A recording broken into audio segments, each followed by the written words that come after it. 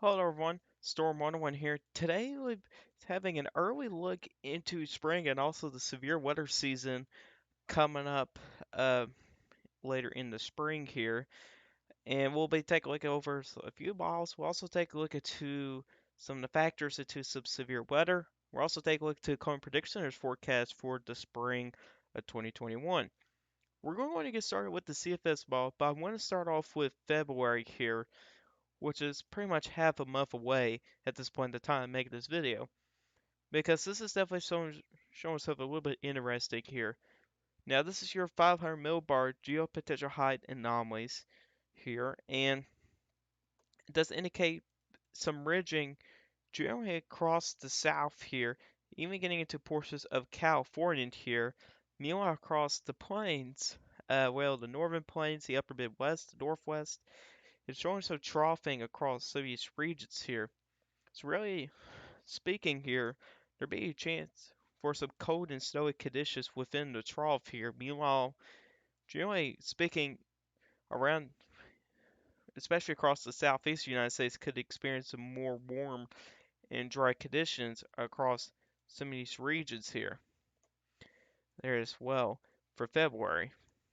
And when we look into the Kansas model, it's showing something pretty similar, but this ridge is a little bit more in a southeast fashion here. And it's actually showing more of a pretty classic severe weather look. It's actually showing more of a negative tilt trough look. So basically your average track low will be, at least your big time lows will be somewhere like this here.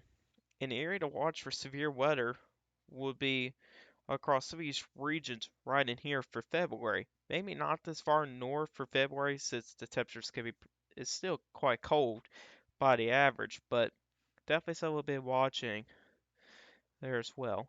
And going back to the CFS model with precipitation anomalies, you can see here above average precip across pretty much the northern two-thirds of the United States, and also including portions of the Ohio Valley, well, especially some well above average precipitation for portions of the Ohio Valley back around the Arctic region, and also the Tennessee Valley. In these areas here, may need to watch for the potential for some severe weather in February. And this is why I'm looking to February because there may be an early start to severe weather season across some of these regions here. And this will definitely be a region to watch here for the potential for some active severe weather in February. If we go back and take a look into the Kansas model and see if it loads here,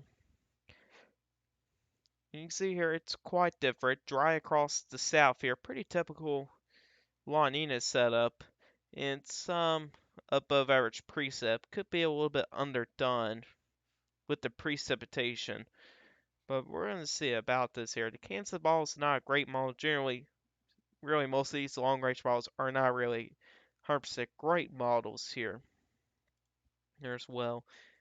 And let's take a look into these 2 meter temperature anomalies. So this is pretty much your surface temperatures. And you can see across pretty much generally the eastern United States, even getting to the central southern Rockies, the southern United States, generally above average temperatures. But look at here, pretty much along the west coast of California, venturing into the northwest, even across the central northern plains, the upper Midwest, has a chance to see some below average temperatures here. And with a gradient something like this here, there could be a pretty good possibility for some active severe weather, generally across these regions right in here. And this is also some of the same areas that do show some above average precipitation of what we've seen back on the CFS model there as well. So definitely a pretty classic severe active severe weather look across some of these regions here. And that'd be definitely something we'll be watching. And also with something like this here, you can have some big systems that could be wrapping around the upper Midwest, and there could be a chance for some possibly some major winter storms, possibly even a blizzard could not be ruled out. That's been quite a common thing crossing over a place with something like this type of setup where we have some big time winter storms and also some blizzards that come through some of these regions here. That's been quite common so far this winter here across those regions there. Going back to Kansas model, this is your 2 meter temperature anomalies, basically your surface temperatures. And you can see here generally most of the United States pretty warm, and I don't think that's going to verify here, but it does show the Northwest showing some below average temperatures here there as well. So the Northwest definitely looking to be an active pattern for you guys up there with multiple chances for some snow across the mountains there, which they're already experiencing some big time systems over the next week or so. And it looks like that could continue into February. Now let's take a look at um, March. And the CFS model definitely shows a pretty good look for severe weather, a pretty classic look. You got ridging across the east, ridging across most of the west here, across the northwest here. Your average low track will be something like this here, at least for the polar jet stream. And where it gets really wrapped around, something like this here, you can see some big time winter storm potential across portions of the northern plains. There's well, maybe even a chance for a blizzard or two. And meanwhile, across some of these regions right in here, we had to watch for some severe weather there as well with a setup, something like this here, which even includes portions of the classic or traditional tornado alley here, across portions of Oklahoma, Texas, even into portions of Kansas, Missouri. Pretty much your traditional tornado alley may actually see some active severe weather this season. But there is some factors that may not happen towards that, and we'll take a look at that in just a moment. And going back to the Kansas model, look at the March, pretty much the same thing here, although your ridge is a little bit more severed base here. But it also does show that northwest trough here, and basically your average low, something like this here. That could be some big winter storm potential across the northern plains there. So if anybody wants to see any big winter storms or blizzards or anything like that, northern plains may be your option here.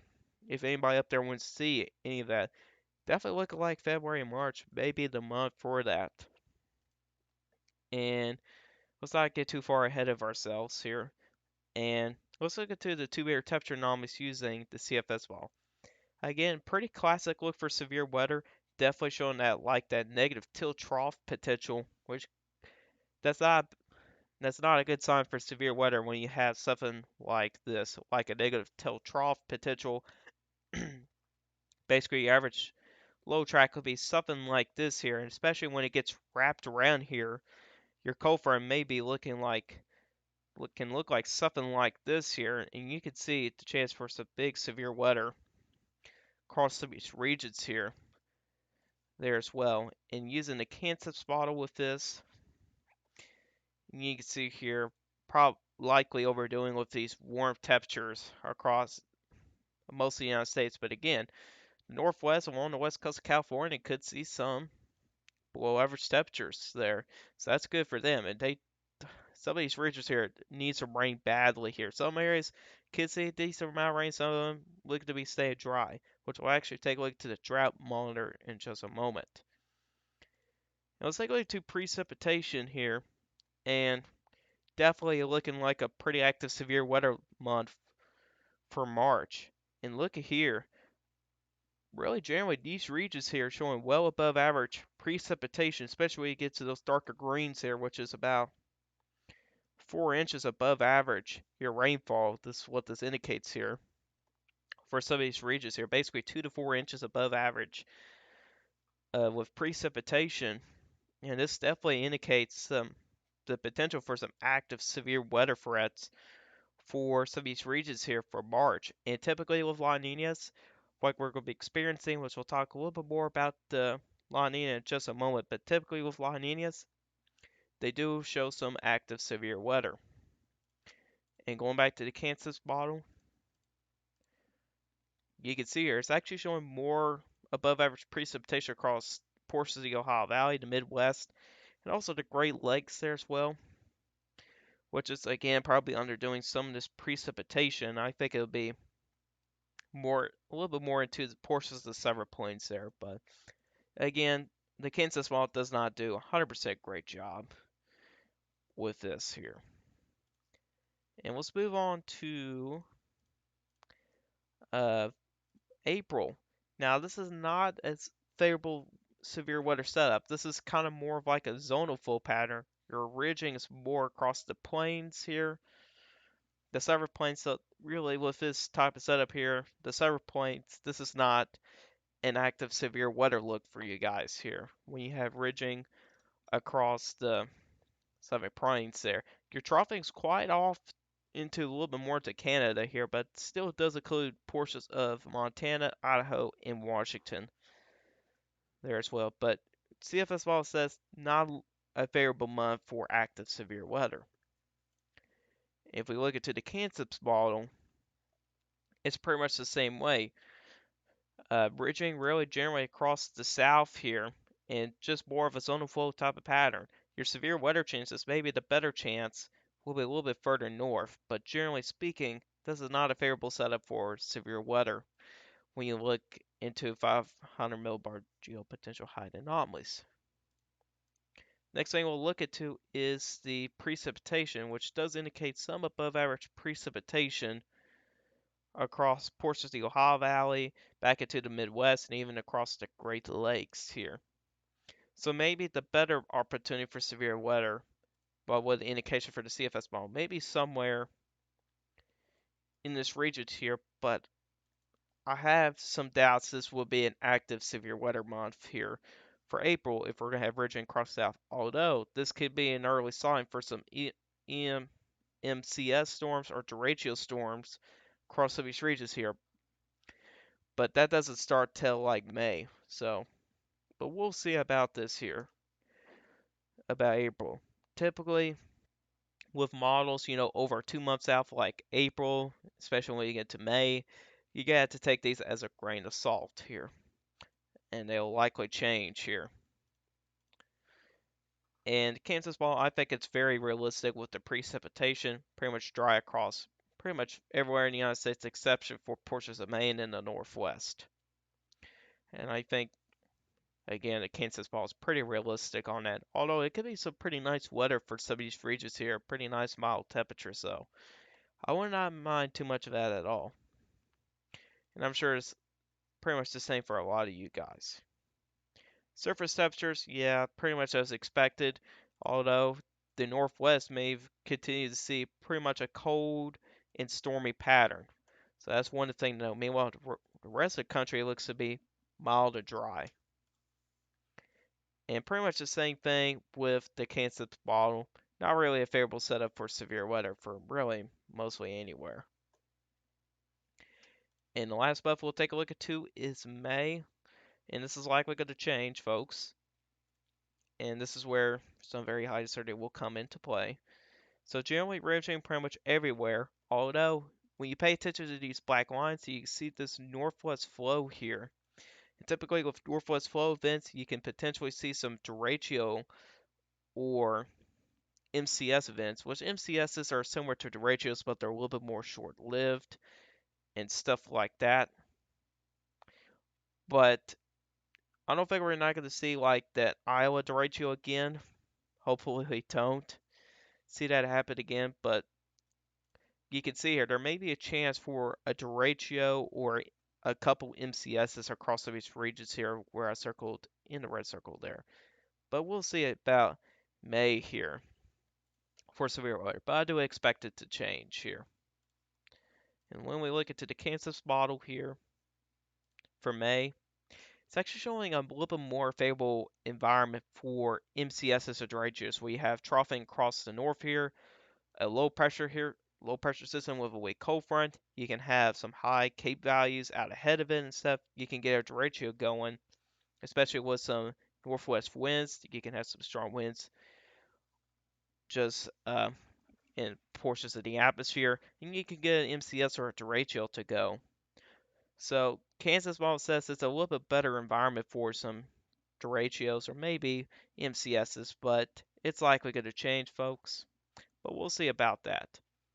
And when we go to precipitation, pretty much all over the place, but the models don't do well with precipitation in the summertime, pretty much like May, which May is technically springtime, but it's it definitely feels like more summer like. But you can see here with a mix of average to above average precipitation, and with something like this here, you could see the chance for maybe an MCS or a derecho in here.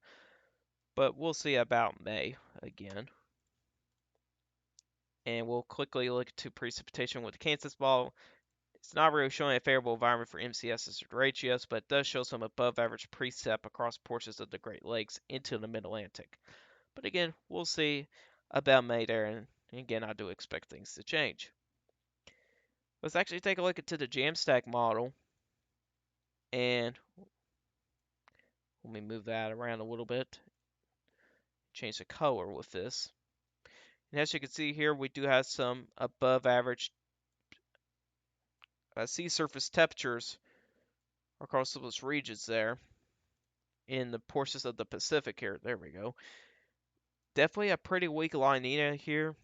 We do expect La Nina to calm down into the spring time frame. But if we're still going to be in La Nina, there's still going to be some severe weather. But I do expect La Nina to at least continue throughout the springtime. But when we get into the summertime, I expect it to be in a more neutral phase. And that's what's indicated by the F1. And there's a couple other ones here. May as well look in that one. And the other ones don't even work. So we only have these two. Pretty similar to the F1 version. I mean, warm sea surface temperatures here. Even some warm sea surface temperatures across portions in the Atlantic here, which can mean some ridging potential here. And again, weak La Nina here. Let's look into precipitation anomalies with the F2 model here. You can see here it does indicate some above average precipitation across the Tennessee Valley, the Ohio Valley, the Midwest, the Great Lakes, even the Northeast. The Northwest is also experiencing some above average precip. However, when we look into the plains, pretty much below average precipitation here. Not a favorable environment for severe weather across the plains, indicated by the F2 model. Going back to the F1 model, drier than normal conditions across most of the United States, although I don't think it's realistic, with slightly above average precip across the Northwest, but I have doubts that's going to happen. The F1 model with the surface air temperatures, you can see here warmer and average across most of the United States, exception for the mid-Atlantic Northeast, with a chance for some below average uh, temperatures, but I think that's pretty much an outlier there compared to some other models here. If we look at the F2 model, it's pretty much completely different, ridging across pretty much two-thirds of the United States here, meanwhile below average temperatures for the Northwest. Pretty much similar to the other models, although I think it's overdoing the warmth for some of these regions here. But it does show the chance for some severe weather across the plains there as well, which I think the F2 model is a little bit more realistic, and it is similar to some what the other models say. So let's actually take a look to the La Nina. And typically with La Ninas, again, they do create some active severe weather. Now, you need to pay attention to this. So this is the springtime, May, April, I'm at March, April, and May. So M there, and you can see here the chances for a La Nina is really at a 70% chance. The chances for neutral conditions is 30%, so pretty low in chance for neutral conditions, but there's still a decent chance for some La Nina. So we do expect La Nina to at least continue throughout the spring months there. And let's look into some other models here, and that's by the way the current predictions forecast. And this is what the models are showing. And basically, your spring time frame is right here, and the majority of the models do indicate a La Nina, which is favorable for some severe weather, active severe weather. This is the CFS V2, and spring time frame is pretty much right here, and it also indicates more of a moderate to weak La Nina, which you can also see in this frame right in here there as well. So basically, we're forecasting a La Nina for the springtime. Now, let's take a look to the drought monitor. And when we look to the drought monitor here, usually when it's dry across a good chunk of the Rockies, the Southwest, when we have a scene like this, typically for the plains, there's below average severe weather. Now, with a La Nina, typically there is some above average severe weather, really, generally areas where I've circled here, which I do not have. I can't show you guys a picture, although I've seen it in a video where the chance for above average precip, severe weather is in areas in the pink circle here. Typically, these regions here during La Ninas see some above average severe weather. But when we have drought conditions, especially expensive drought conditions across these regions here, typically for the plains, it's below average severe weather. If you guys seen the last severe weather season, we had drier than normal conditions across some of these same regions, and the plains saw well below average severe weather throughout the severe weather season.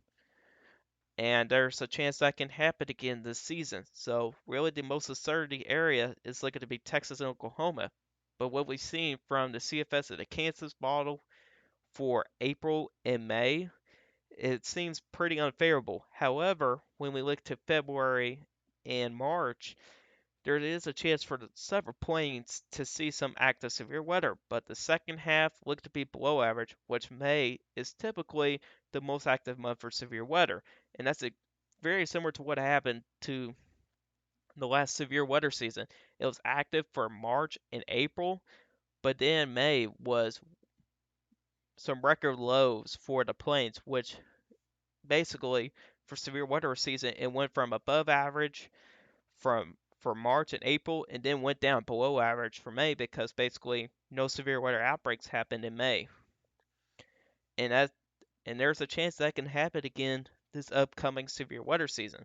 So the several plains, probably the first half of your severe weather season could be active, but the second half probably will be looking to be very quiet. So we'll see about the several plains there as well. And the last thing we're going to look into is the Climate Prediction Center's outlook here. You can see here basically December 2/3 United States above average. And keep in mind, guys, the Climate Prediction Center has not been doing well for the past several days, well, couple months actually. So you may want to take this as a grain of salt, but it is similar to what the other models are showing. Ridging across the south, even across the east, below average temperatures across the northern plains and northwest, which I think they're underdoing the below average temperatures there. I think it's going to be a little bit higher chance for that, especially when you get into the northern plains and the northwest. But overall, I do agree with your forecast, but this is not official here. This is experimental here.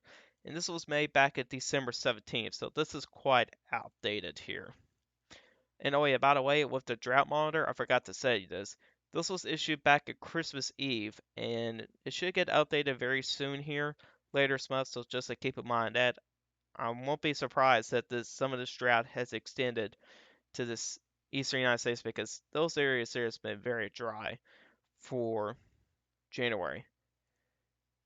And when we go to the precipitation anomalies by the Climate Prediction Center, it's showing below average precipitation across your traditional tornado alley, which I do agree with that, even below average precipitation across Florida.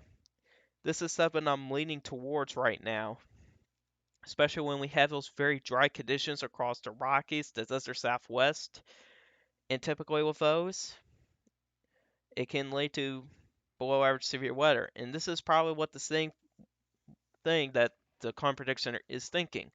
Although, when you look into the Ohio Valley, the Great Lakes, down to the Tennessee Valley, they do indicate some above average precipitation, even across the Northwest there as well. And I think there's a really good agreement that the Northwest will stay active throughout most of spring. Just some uncertainties with the several points with the severe weather setup, but we're going to see about that. But for right now, I'm leaning towards pretty much an active severe weather look across, generally speaking, these regions for right now. And there's still some uncertainties here, but although I'm actually leaning to below average, even though you guys will see an active start when you look into April and May, where typically you get more tornadoes than average, it's definitely looking to be very quiet in those months, so it'll lead to below average severe weather. So generally, traditional tornado alley, I think you guys will see some below average severe weather. Meanwhile, across the Ohio Valley, portions of Great Lakes, the Midwest, even down into portions of Dixie Alley, could see some above average severe weather this upcoming severe weather season. Although things could change here, this is just an early look. In my first forecast, I'm thinking about maybe releasing it sometime in February, but we'll see about that. Severe weather season, also spring, officially begins March 1st, so just to keep in mind of that.